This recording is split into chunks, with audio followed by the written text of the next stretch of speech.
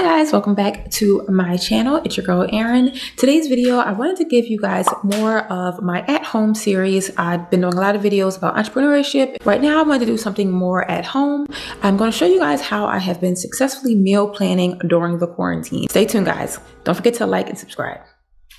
So we have eggs in here. We have some bread. We have some jelly. And sausage. There's a few hot dogs. And hot dogs.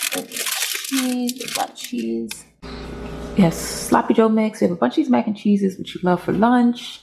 I can use these for sides also. Oh, we have some tuna, which we use for lunch also. Put on our salad.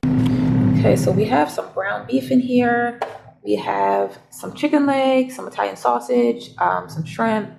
Oh, look, we have some pizza. I thought we were out of those frozen pizzas. Awesome. So we can use that one day. There are some fries in here. Good stuff. We have our breakfast sausage here that we can have. Good stuff.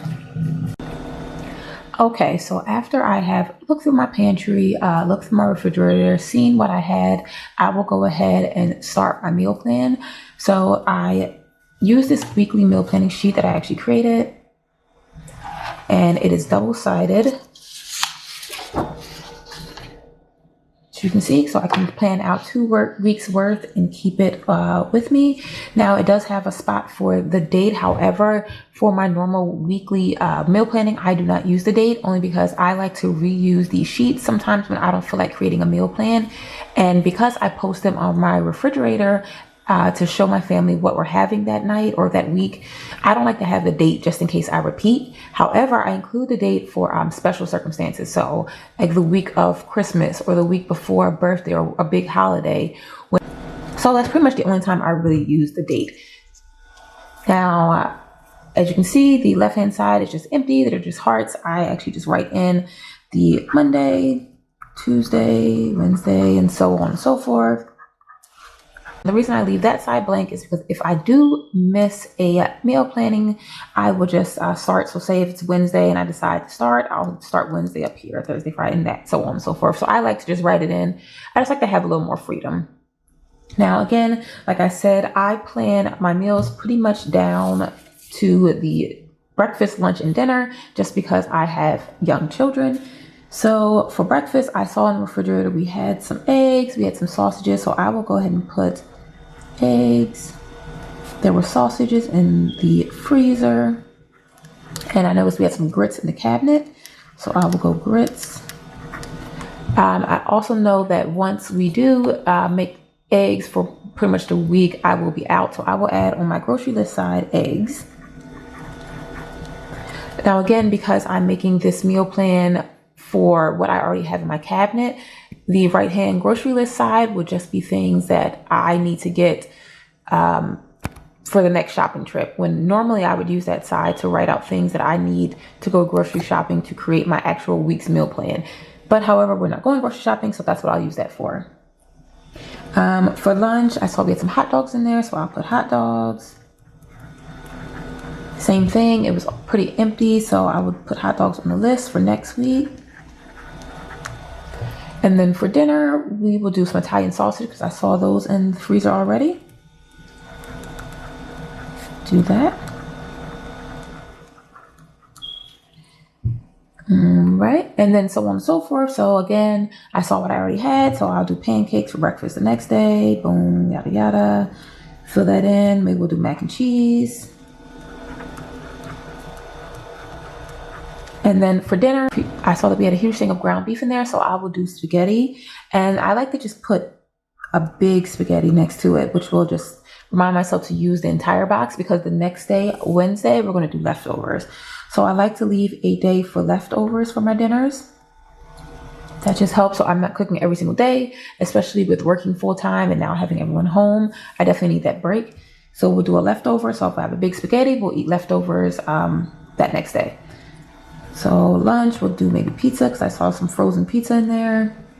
And then breakfast, we'll just do an easy cereal. I know we are going to need more cereal.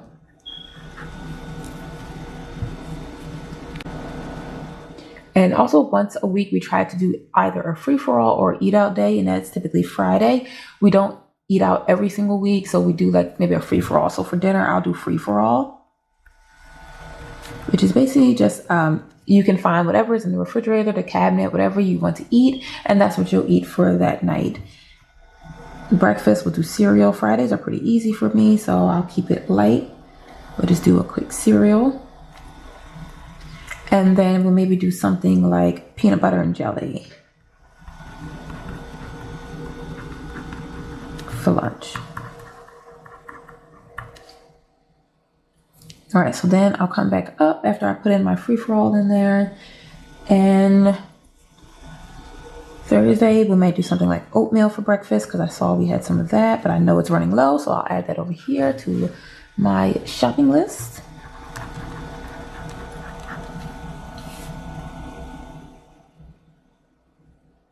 Okay. I'm gonna add bread because I know we'll be out of bread once I do peanut butter and jelly. Thursday, for lunch, we'll do some salads. And dinner that day, we'll have fried chicken because I have some chicken in there. Now, Saturdays, I like to make a pretty big breakfast. So we'll do eggs, we'll do sausage, grits, pancakes,